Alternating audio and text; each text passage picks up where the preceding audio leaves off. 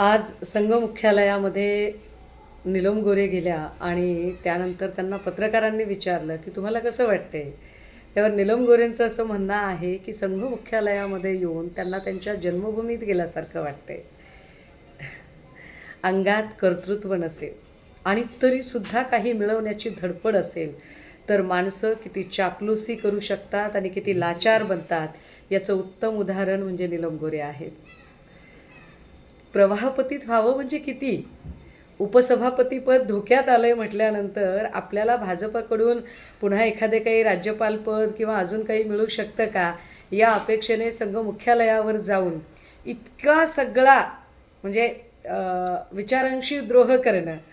आधी भारिप, मग राष्ट्रवादी, मग शिवसेना, मग शिंदे गट आणि आता चक्क भाजपाशी लांगुलचालन करण्याची वेळ.